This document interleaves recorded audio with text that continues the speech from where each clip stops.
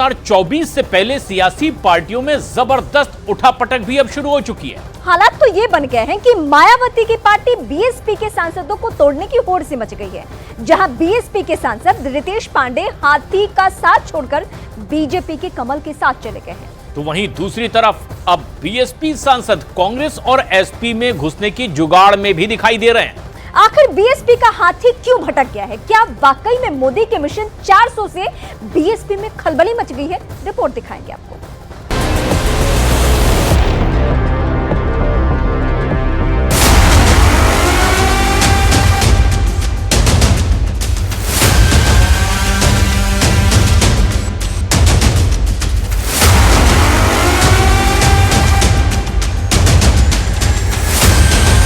अब की बार एनडीए सरकार 400 पार।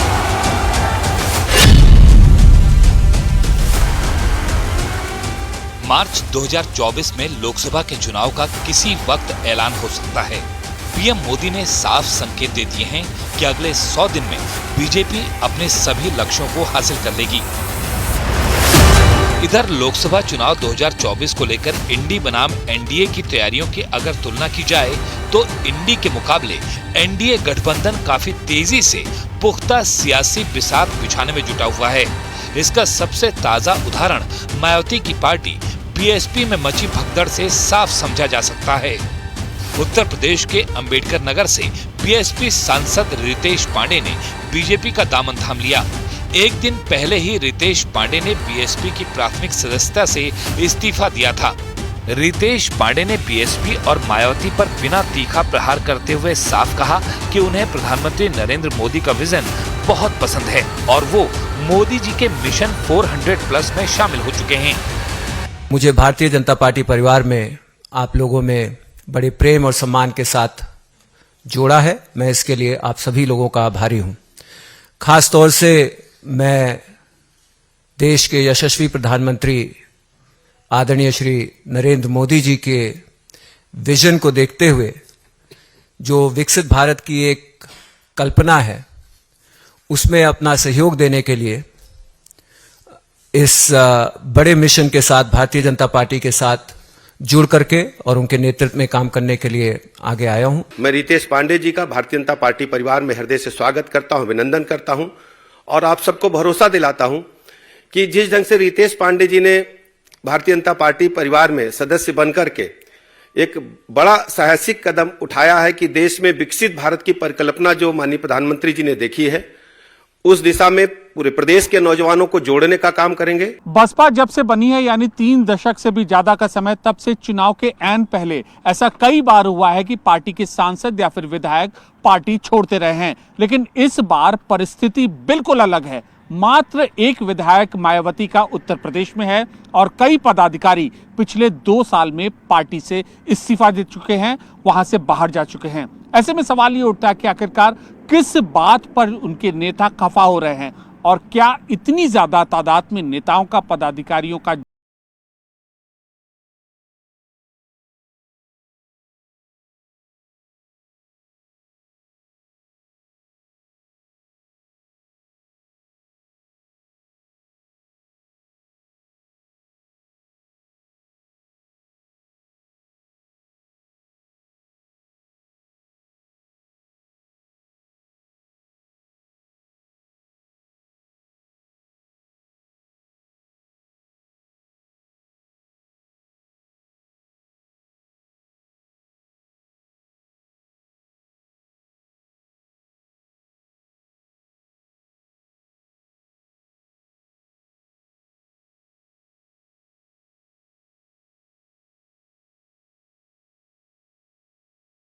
किया है।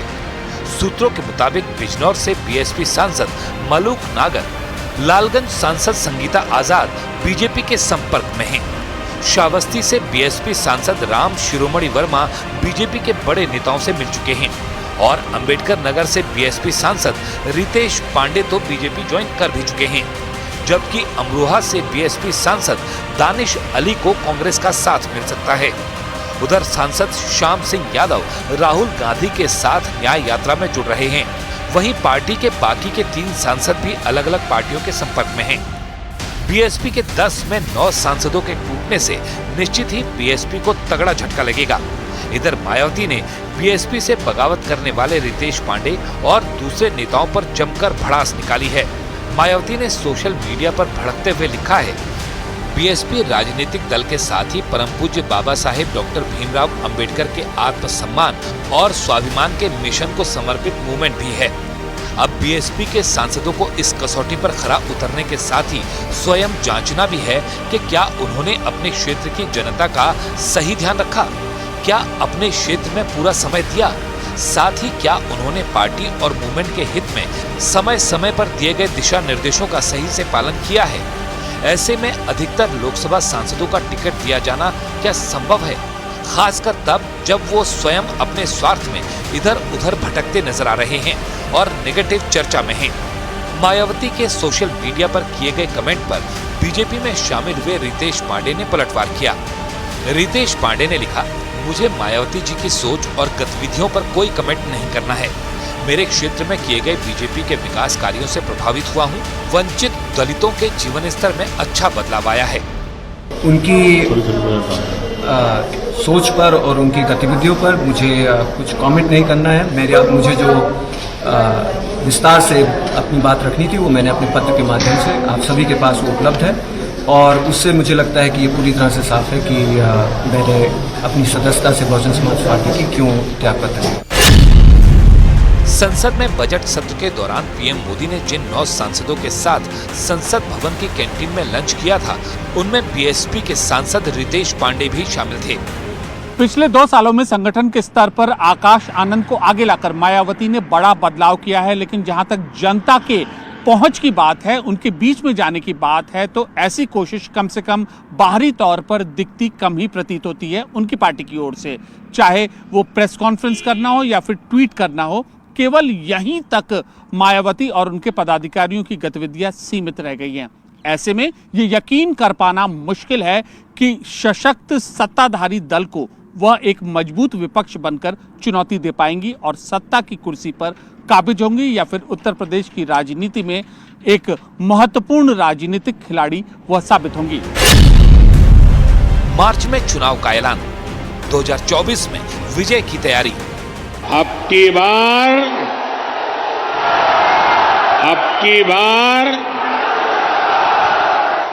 बार एनडीए सरकार 400 पार।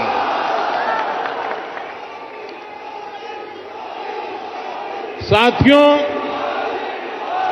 लोकतंत्र में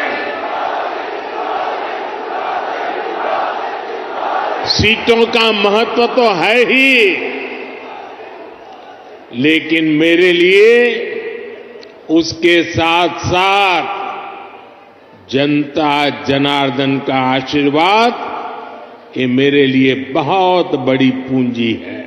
हम अब मिलकर अखिलेश जी, प्रियंका जी में भारतीय जनता गठबंधन, हमारा सबसे पहला और सबसे जरूरी काम, जो हिंदुस्तान में नफरत फैलाई गई है, जो भाई को भाई से लड़ाया गया है, जो भाई और भाई को डराया गया है, इसके खिलाफ हमें खड़ा होना है, मिलकर खड़ा होना है।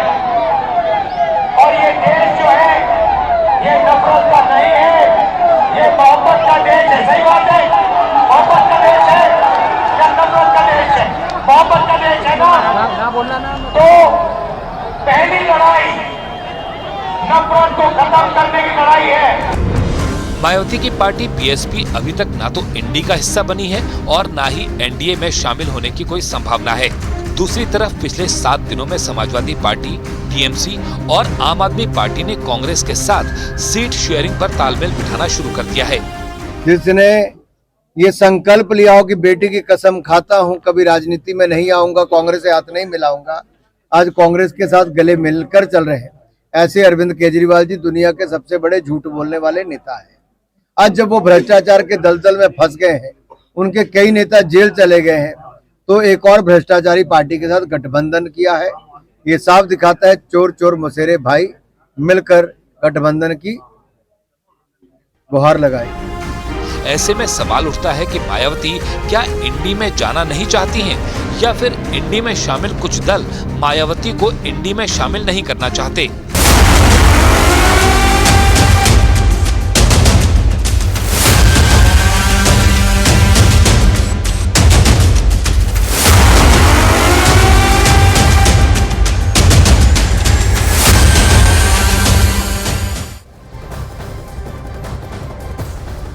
और एक बड़ी खबर इस वक्त आ रही है, मायावती की बीएसपी में एक बड़ी टूट के पीछे कई कारण भी बताए जा रहे हैं। मायावती अभी तक इंडी में शामिल नहीं हुई है और ना ही उन्होंने एनडीए गठबंधन में जाने का फैसला किया है। ऐसे में सवाल बहुत सारे हैं। सवाल यह भी उठता है कि अगर बीएसपी अपने दम पर चुनाव लड़ेगी तो उससे बीजेपी को फायदा होगा या फिर कांग्रेस को नुकसान होगा, क्योंकि कांग्रेस अभी भी चाहती है कि मायावती की बीएसपी इंडी में शामिल हो।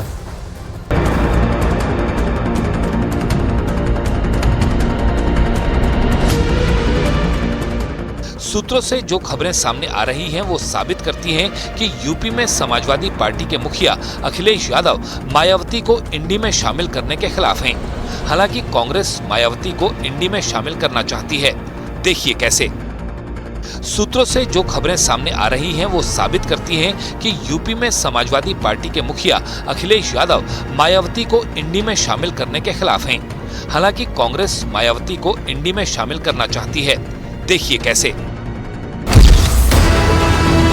उत्तर प्रदेश में एसपी और कांग्रेस के बीच गठबंधन का ऐलान होने के बाद दोनों दलों के नेता आगे की तैयारियों में जुट गए हैं। इस बीच इस तरह के कयास भी लगाए जा रहे हैं कि चुनाव से पहले मायावती की बहुजन समाज पार्टी भी इंडी में शामिल हो सकती है। ऐसा इसलिए है क्योंकि यूपी कांग्रेस के प्रदेश प्रभारी अविनाश पांडे कह चुके हैं कि मायावती के लिए इंडी के दरवाजे खुले हुए हैं। लेकिन सूत्रों की माने तो सपा अध्यक्ष अखिलेश यादव ये नहीं चाहते हैं। लेकिन यूपी कांग्रेस के नेता अभी भी मायावती की पार्टी बीएसपी पर चुनावी डोरे डाल रहे हैं।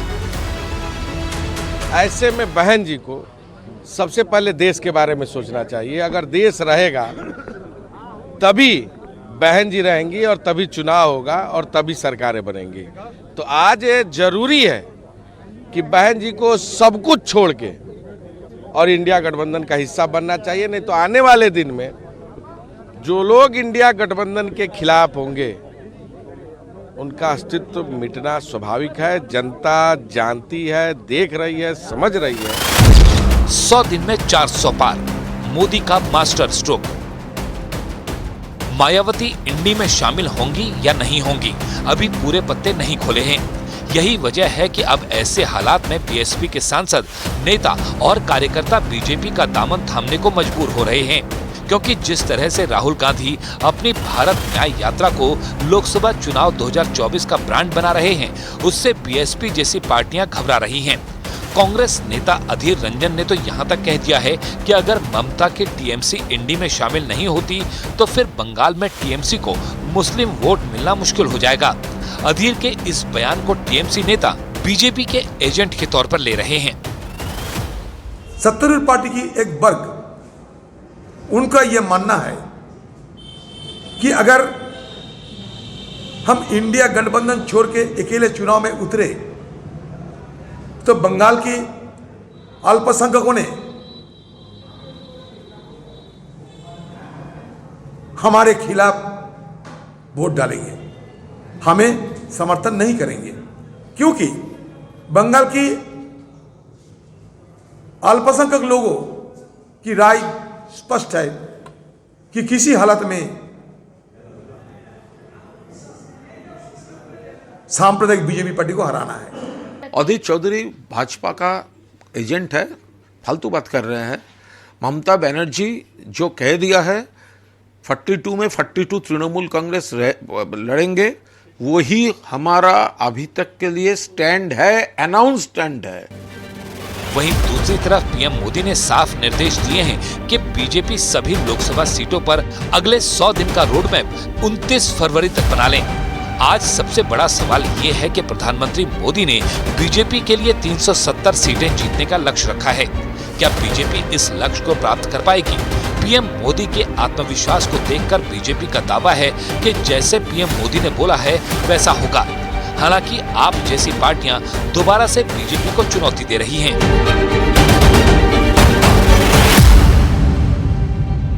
18वीं लोकसभा में नरेंद्र मोदी जी के नेतृत्व में 400 से ज्यादा सीटों के साथ सरकार बनाने के संकल्प का सम्मेलन है।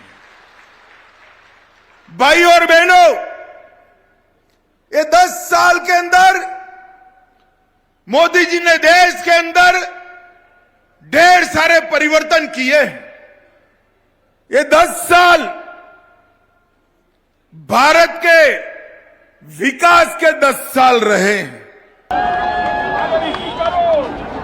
आने वाले समय में जो चुनौती है वो लोकतंत्र बचाने की चुनौती है, संविधान बचाने की चुनौती है। बाबा साहब भीमराव अम्बेडकर जी ने जो सपना देखा था, गरीब पिछड़े जिनको हक और सम्मान मिलना चाहिए, इतने वक्तों बाद भी सम्मान नहीं, और जो कुछ मिल भी रहा था वो भारतीय जनता पार्टी ने लूटने का काम किया है। चुनाव जीतने के लिए पीएम नरेंद्र मोदी सिर्फ राम मंदिर, हिंदुत्व के ही मुद्दे का इस्तेमाल नहीं करते, बल्कि बेरोजगारी, किसानों की समस्या, युवा या फिर महिलाओं के सशक्तिकरण ऐसे मुद्दे हैं वह जनता के बीच लेकर जाते हैं और इनकी बातें आम कार्यकर्ता, जनता, यहाँ तक कि कैबिनेट मंत्री उनकी सरकार के सुनते हैं और उन बातों का पालन भी करते हैं। 100 दिन में 400 पार, मोदी का मास्टर स्ट्रोक। उत्तर प्रदेश में 80 लोकसभा सीटें हैं। 21 फरवरी 2024 को कांग्रेस और समाजवादी पार्टी का गठबंधन हो गया और तय फैसले के तहत कांग्रेस यूपी में 17 सीटों पर चुनाव लड़ेगी और बाकी बची 63 सीटों में ज्यादातर पर समाजवादी पार्टी अपने उम्मीदवार उतारेगी। गठबंधन हो भी जाए फिर भी उत्तर प्रदेश राहुल और अखिलेश के लिए सबसे कठिन मोर्चा है, क्योंकि यूपी में न सिर्फ प्रधानमंत्री मोदी के साथ सीधी लड़ाई है जिनकी संसदीय सीट काशी में है, बल्कि विपक्ष की लड़ाई प्रधानमंत्री मोदी के साथ मुख्यमंत्री योगी से भी है और रामलला की प्राण प्रतिष्ठा के बाद यहाँ पर बीजेपी को पीछे कर पाना कठिन काम है। यूपी में इन 17 सीटों पर कांग्रेस चुनाव लड़ने जा रही है। रायबरेली, अमेठी, कानपुर, फतेहपुर सीकरी, बांसगांव, सहारनपुर, प्रयागराज, महाराजगंज, वाराणसी, अमरोहा, झांसी, बुलंदशहर, गाजियाबाद, मथुरा, सीतापुर, बाराबंकी और देवरिया। अब सवाल फिर उठता है कि अगर बीजेपी इसी तरह से विपक्षी पार्टियों के सांसद और नेताओं को तोड़ती रहेगी तो क्या इंडी एनडीए के सामने टिक पाएगा? शायद यही वजह है कि मायावती को इंडी की ताकत और एकता पर भरोसा नहीं है, इसलिए वो अब उन नेताओं को रोकने की कोशिश बीएसपी में नहीं कर रही हैं, जो मायावती को चुनाव जिताने में नाकाम साबित हो सकते हैं। हालांकि बीजेपी, कांग्रेस और समाजवादी पार्टी का मानना है कि बीएसपी के कई सांसद चुनाव जिता सकते हैं, इसलिए बीएसपी के बागी सांसदों को बीजेपी, कांग्रेस और समाजवादी अपनी पार्टी में शामिल कर रही हैं। अब देखते हैं कि अगले कुछ दिनों में और क्या खेला होता है।